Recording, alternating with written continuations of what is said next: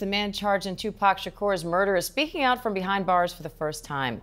Dwayne "Keefe D. Davis insists he was 300 miles away when the rapper was shot. The man who killed Tupac Shakur has finally been caught, but the truth isn't what anyone expected. A footage shows a calm, 60-year-old man walking into police handcuffs like he was ready all along. For nearly 3 decades, Tupac's murder was a mystery, wrapped in silence and danger. So, why did it take so long to catch him? And what secret kept this case hidden for so many years? Join us as we find out all about the mystery surrounding Tupac Shakur's death. The confession that broke everything. The confession came out of nowhere. Dwayne Davis, better known on the streets as Keefe D, was 55 years old and had spent most of his life hustling crack through South Central Los Angeles. He wasn't just some random street guy either. He was Orlando Anderson's uncle and one of the top figures in the Southside Compton Crips. For more than 20 years, he'd watched cops chase their tails, wrong leads, dead ends, and people refusing to talk. But here's the thing. Davis was in the white Cadillac that rolled up next to Suge Knight's BMW on the night of September 7, 1996. He knew exactly what went down because he helped set it up. And for all those years, he stayed quiet. Never talked to the police. Never admitted being there. That kind of silence? It's just how things work in gang culture. You keep your mouth shut, no matter what. So why break that code after all this time?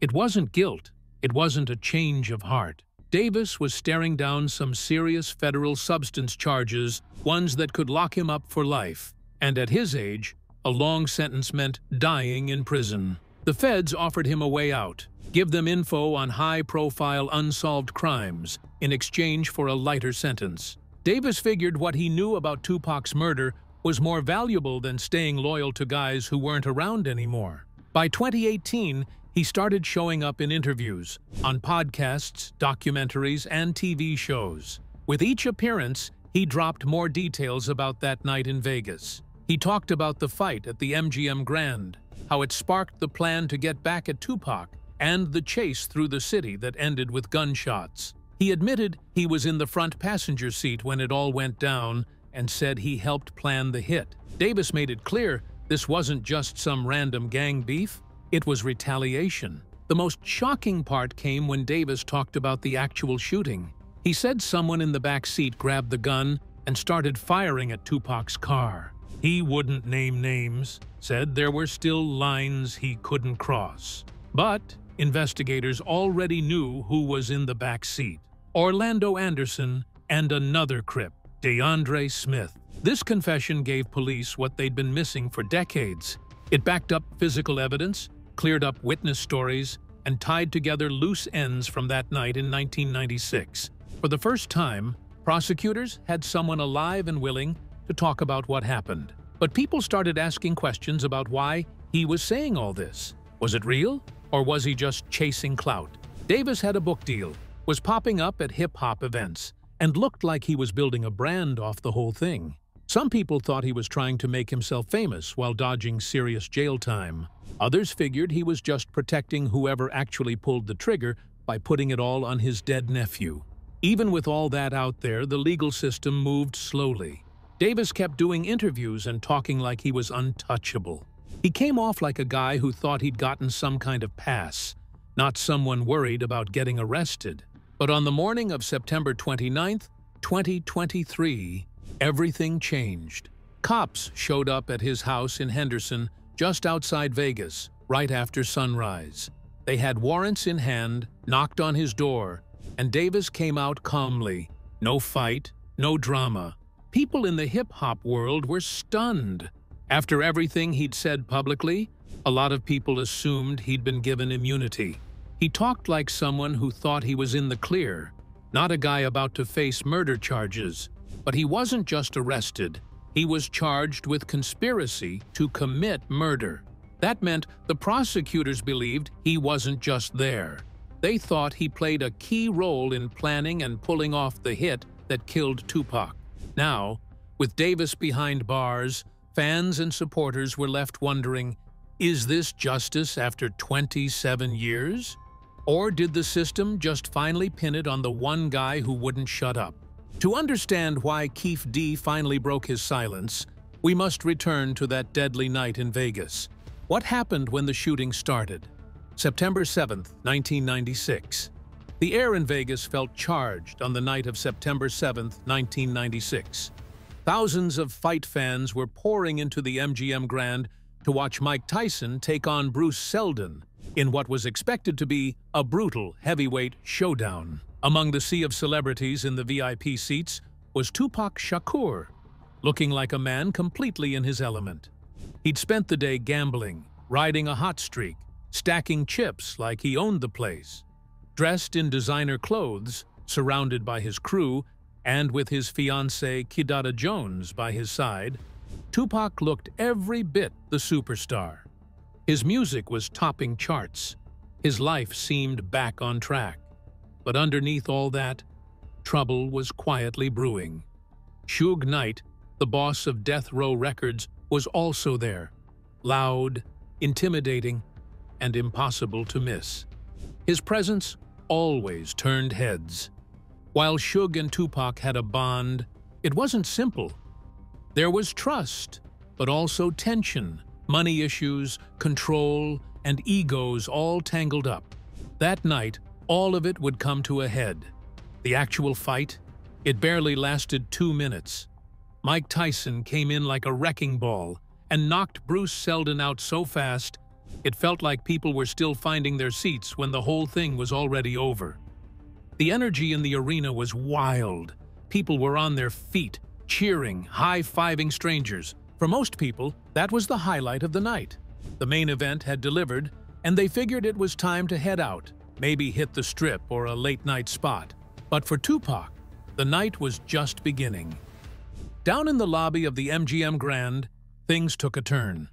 Tupac and his crew were moving through the crowd when they spotted someone, Orlando Anderson, a guy with ties to the Southside Compton Crips. Tension flared instantly. There was already bad blood between them. A while back, someone from Anderson's crew had snatched a Death Row Records chain off one of Tupac's boys, a serious sign of disrespect in their world. They locked eyes, words were thrown, and before anyone had a chance to figure out what was happening, Tupac lunged. He threw the first punch, and his crew jumped in right behind him. Chaos broke out. Anderson was outnumbered, getting kicked and punched as the crowd scrambled and security rushed in. Surveillance cameras caught the whole thing. The beatdown didn't last long. Security eventually pulled everyone apart. But by then, the message had already been sent. But it wasn't. That quick burst of violence set off a chain reaction that would change everything within just a few hours. What they didn't know was that this fight had just started a countdown. Later that night, Tupac changed clothes and got ready for the next event, an after-party at Club 662, owned by Suge. Tupac was supposed to perform there. Suge offered to give him a ride, and Tupac hopped in, waving off his bodyguard, who wanted to drive separately. So around 11 o'clock, they pulled out in Suge's black BMW. Tupac chilled in the passenger seat, music blasting, windows down, taking in the desert breeze. They even got stopped by cops for loud music and missing plates. But after a quick chat, they were waved through. It seemed like just a minor delay, but that small moment might have shifted everything. Driving down Flamingo Road, neon lights everywhere, they hit a red light. The BMW came to a stop with cars all around, people heading home or to the next party. Tupac looked relaxed, probably thinking about his set that night. A car full of women pulled up, and he chatted with them for a second, smiling, laughing. Then they drove off. A few moments later, a white Cadillac slid up beside them, quiet and smooth, like it had done this before. There were 4 guys inside, faces hidden. Their plan was clear. The first shot rang out like a clap of thunder. Then came 13 more, The flashes from the guns lit up the inside of the Cadillac. Glass shattered. Metal bent. People in nearby cars ducked and scrambled. Shug was hit in the head by flying fragments, but managed to stay conscious and at the wheel. Tupac wasn't so lucky. 4 bullets hit him, 2 in the chest. The guy who had survived so much already was now slumped in his seat, bleeding out, his shirt soaked in red. The whole thing lasted maybe 10 seconds. The white Cadillac disappeared into traffic like a ghost. Shug managed to pull a U-turn and sped toward the hospital, hoping it wasn't too late. When they got to the emergency room, doctors rushed Tupac into surgery. His lung was punctured, his body was failing, and the bleeding wouldn't stop. The staff did everything they could, but the injuries were too much. Word of the shooting spread fast. Radio stations stopped regular programs. Fans showed up outside the hospital, holding on to hope. Everyone knew Tupac wasn't just a rapper. He was a symbol, a voice, a whole movement. What no one realized yet was that this was the beginning of something even bigger. Tupac's shooting wasn't just a tragedy. It marked the start of hip-hop's darkest chapter. And the mystery around what happened that night? It would keep people asking questions for the next 27 years. The bullets had found their target, but the real question wasn't who pulled the trigger. It was who wanted Tupac dead. How many enemies did he really have? Who really wanted Tupac dead? The first real suspect came straight out of the chaos that night at the MGM Grand. Orlando Anderson, a 22-year-old member of the Southside Compton Crips, had just been jumped by Tupac and his crew a few hours before the shooting. It all went down in public. Security cameras caught it. But witnesses saw everything, and his own gang members were right there. In a world where respect means everything, getting beaten up like that in front of everyone wasn't something a guy like Anderson could let slide. But Anderson wasn't just some random gang member. He was tied to a network that was deep into harmful substances deals, guns, and street violence all over Los Angeles. The Crips had been at war with the Bloods for decades, and Death Row Records, the label Tupac was signed to, was loudly repping the Bloods. Once Tupac signed with Suge Knight, he basically inherited all of that beef, whether he wanted it or not. And when the ballistics report came back, things got even messier. The gun used to kill Tupac? Cops later found it buried in the backyard of Anderson's girlfriend's house in Compton. Tests confirmed it was the same weapon, but somehow that gun disappeared from police evidence. As for Anderson, he was shot and killed in a separate gang shootout 2 years later, taking whatever he knew with him. Still, some people think Anderson was just the guy who pulled the trigger, not the one who called the hit. The real mastermind? He might have been on the other side of the country. By the time 1996 rolled around, the East Coast versus West Coast beef had gone way beyond diss tracks. Sean Combs, who everyone knew back then as Puff Daddy, was running Bad Boy Records and managing the notorious B.I.G., Tupac's old friend turned bitter rival. This wasn't just about music anymore. It was about power, money, and which coast ran the game.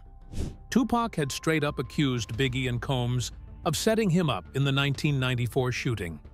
After that, things got personal. Death Row was crushing it on the charts, while Combs's camp was getting caught in the crossfire, both literally and figuratively. People close to the situation later said Combs felt like Tupac was destroying everything he'd built.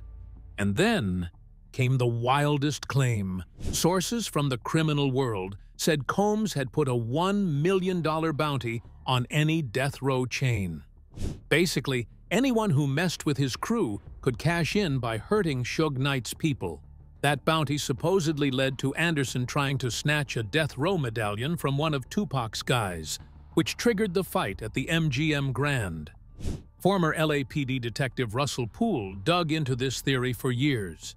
He uncovered records, money transfers, phone calls, and witness reports that made it look less like gang beef and more like a business hit. Poole believed Combs had the motive, the money, and the underworld connections to make it all happen. But here's the most shocking theory of all. What if the setup came from inside death row? Suge Knight himself was deep in legal trouble at the time. His empire was cracking under lawsuits and FBI heat.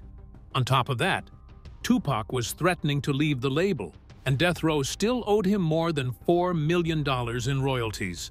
Knight was the one who invited Tupac to the Mike Tyson fight that night. He made sure they rode in the same car and even picked a route that went through gang territory. And when the shots were fired, Knight, who was sitting right next to Tupac, came out with just a scratch. Tupac, on the other hand, got hit 4 times. Doctors at the hospital that night noticed something off, too. Knight's so-called head injury didn't really match his behavior. He was up, alert, talking, and then released in just a few hours. Meanwhile, Tupac was being rushed into surgery, barely clinging to life. Then came the red flags. Knight didn't want to help the cops. He refused to answer questions, got himself a high-powered defense team, and pleaded the fifth anytime someone asked him what happened. For someone claiming to be an innocent victim, he was acting way too shady. So, who was really behind it? You had Anderson, the street guy who may have pulled the trigger. You had Combs, possibly bankrolling the whole thing from the East Coast. And you had Suge Knight, the man who may have lined everything up perfectly and handed over Tupac on a silver platter. Each of them had something big to lose if Tupac kept going, and each of them had something to gain by taking him out. But after 27 years, only one of them would end up in handcuffs for it. The real question investigators couldn't stop asking wasn't who did it, but who gave the order. With so many suspects and motives, justice should have been swift. Instead, a web of silence protected the killers for decades. Who orchestrated this massive cover-up? 6 days of agony and 27 years of silence. The lights inside the ICU at University Medical Center were harsh and cold, casting a pale glow over Tupac's still body. Machines beeped around him, each one marking another second in a fight that felt like it was slipping away. The bullets had ripped through him with brutal accuracy. One tore into his right lung, and the bleeding was so bad that doctors had no choice but to take it out. They worked around the clock during those first few hours, doing everything they could to keep him alive. But even after surgery, the news wasn't great. The doctors gave it to his loved ones straight. He had a 50-50 shot at pulling through. Now it was up to his body to do the rest. To give him a better chance, they put him in a medically induced coma. His mother, Afeni, never left his side. She had once taken on the whole justice system while pregnant with him. Now she stood quietly next to his hospital bed, helpless, just hoping he'd fight through one more storm. Outside the room, his friends took shifts, keeping watch. Some of them were scared that whoever had tried to kill him might come back to finish the job. The entire hip-hop world was holding its breath. Radio DJs couldn't stop talking about it, dropping updates every hour like clockwork. Stations across the country played Tupac's tracks non-stop, turning his music into a kind of prayer. Outside the hospital, fans gathered in small groups, lighting candles, singing along to his songs, hoping and praying that he'd pull through. The shooting wasn't just a shocking headline, it shook the culture to its core. It felt like all the built-up tension, the rivalries, and the violence that had been simmering under the surface for years finally blew up in one moment. For 6 long days, everyone clung to hope, no matter how fragile. The doctors fought hard to save him, running surgery after surgery, while the police chased down every lead they could find. But it was like hitting a wall. No one wanted to break the code of silence. In the streets and the music scene, the no snitching rule was sacred. Even the people who might have seen what happened kept their mouths shut, fearing the consequences if they spoke out. Those days felt endless, filled with waiting and worry. Every update was met with a mix of hope and dread, but deep down, people knew the truth was slipping away, just out of reach. Then, on September 13th, everything went quiet. Tupac died at 4 o'clock in the afternoon from respiratory failure and cardiac arrest. He was only 25. The official cause of death sounded clinical and cold, but what the world had really lost was way bigger than that. Tupac wasn't just a rapper. He was a voice, loud, raw, and full of fire, for people who felt unheard. News of his death spread instantly. Radio stations cut into regular shows to break it. TV channels rushed to air tributes. Outside the hospital, the crowd swelled. People were crying, playing his songs, and holding each other. No one could believe it. Tupac? Gone? But this wasn't the end. It was just the start of something even darker. 2 months later, another life was taken. This time, someone who might have known exactly what happened that night in Vegas. Yaki Gaddafi, Tupac's cousin and one of the few people riding in the car behind Suge Knight's BMW, was shot dead in a New Jersey apartment. He was only 19 years old. There were rumors he had seen the shooter's face, maybe even made eye contact, but he never went public. He died without ever saying a word. Then, 6 months after Tupac's death, tragedy struck again. On March 9, 1997, Christopher Wallace, better known as the Notorious B.I.G., was gunned down in Los Angeles while leaving a party. He was just 24. His complicated history with Tupac had defined the East Coast-West Coast beef, and now he was gone too. The similarities were chilling. Both were killed while sitting in luxury cars. Both were ambushed by unknown gunmen. Both murders remain unsolved. Hip-hop had lost 2 of its biggest stars in less than a year, and no one had answers. Police had a hard time making any headway. The street code made witnesses stay silent. No one wanted to be seen as a snitch. On top of that, the music scene was tangled in rivalries, drama, and shady alliances, which made everything harder. Evidence kept going missing or getting screwed up. The gun that killed Tupac popped up once, but then disappeared again. Witness stories didn't match up. Some people who might have helped just straight up refused to talk. What should have been a clear investigation turned into a mess, like trying to solve a puzzle where the pieces kept changing. For 27 years, there was barely a whisper of real progress, just endless theories, conspiracy videos, and false alarms. The deaths of Tupac and Biggie became more than just unsolved cases. They became part of American culture, a symbol of how fame, violence, and broken systems can collide in the worst way. 27 years of silence raise a very disturbing question. Was Tupac's murder inevitable? Did he have it coming? The warriors rise and fall. Tupac Amaru Shakur was born on June 16, 1971, named after a Peruvian revolutionary from the 18th century who stood up to an empire. His mom, Afeni Shakur, picked that name while sitting in a jail cell in New York, pregnant and facing charges for allegedly planning bombings as part of the Black Panther Party. Right from the beginning, Tupac's life was a mix of creativity and struggle, hope and danger. He was born into a world shaped by activism, and that energy flowed through his veins.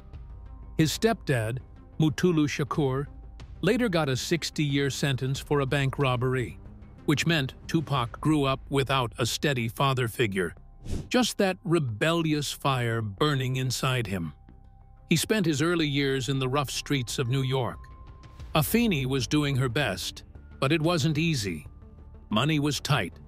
The lights got cut off often, and they moved around a lot, always chasing something better. But even in all that chaos, something special was growing. Tupac was a deep kid. He listened closely to the political talks that filled their tiny apartments and watched his mom fight back against a system designed to hold her down. Things took a turn when they moved to Baltimore in the late 1980s. That's where Tupac found his place at the Baltimore School for the Arts. It became his escape and his outlet. Surrounded by other creative kids, he jumped into poetry, theater, and dance. His teachers were blown away. This kid from the streets could deliver Shakespeare with the same fire he used in his rap verses. He was different. Classmates remembered how he could go from doing ballet to spitting bars in the hallway like it was nothing. For him, it was all art, all connected. His poems showed a level of thought and emotion way beyond his years. He talked about injustice like someone who'd lived it, and he had. But he still wrote with the raw feelings of a teenager figuring himself out. But life doesn't stay smooth for long. The family had to move again, this time to Marin City in California, close to San Francisco. That move shattered the creative world Tupac had built. Suddenly, he was back in survival mode. The dream of college faded, replaced by the daily grind of just getting by. Afeni's addiction got worse around this time. Tupac watched the woman who once stood up in court against the government fall into crack addiction. It broke him. The woman he admired, who taught him to be strong, was slipping away right in front of him. Out of desperation, Tupac started selling harmful substances. He told himself it was just to get by. This was the same kid who wrote poems about justice, now standing on street corners doing the very thing he hated. It messed with his head, and those cracks never really healed. But music saved him again. He found new stages in small Bay Area clubs, where he poured all his pain, anger, and hope into his performances. There was something electric about him. You could feel it. This wasn't just entertainment. He had something real to say. That energy caught the attention of Digital Underground, a hip-hop group known for their quirky style. Tupac joined as a backup dancer at first, but it didn't take long for people to notice his talent. His short verses on their tracks hinted at what was coming, a mix of street smarts and real thoughtfulness. By 1991, he had landed a solo deal with Interscope Records, and his first album, Tupacalypse Now, made waves. It wasn't your typical hip-hop album. Tupac tackled tough issues like police violence, teen pregnancy, and racism head-on. His lyrics hit hard, and people, both fans and critics, felt it. Fame came fast, but so did pressure. The more people listened to him, the more they judged him. Politicians slammed his music, calling it dangerous, while young people all over the country saw him as their voice. That split inside him, the artist versus the street kid, was now playing out for everyone to see. He could sit in interviews and break down complex ideas like a scholar, then be caught in street fights hours later. That same passion that fueled his art also pulled him into chaos. He started getting in trouble with the law again and again, and each time it showed how stuck he was between two worlds. The media didn't help. They stopped seeing him as a deep thinker and painted him as just another violent rapper. It was like a storm was building, but most people couldn't see it yet. Tupac was becoming more powerful, more influential, but also more surrounded by danger. He no longer lived in peace. Bodyguards, enemies, and paranoia became his new normal. Things with his mom got better after she finished rehab. They started rebuilding their relationship, but the damage from those dark years never really went away. It gave him a bit of grounding, but his life kept spinning toward something no one could stop.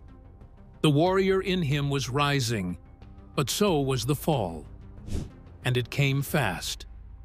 Thank you for watching. Like, comment, and subscribe. Also, check out another interesting video by clicking on the video shown on your screen. See you on the other side.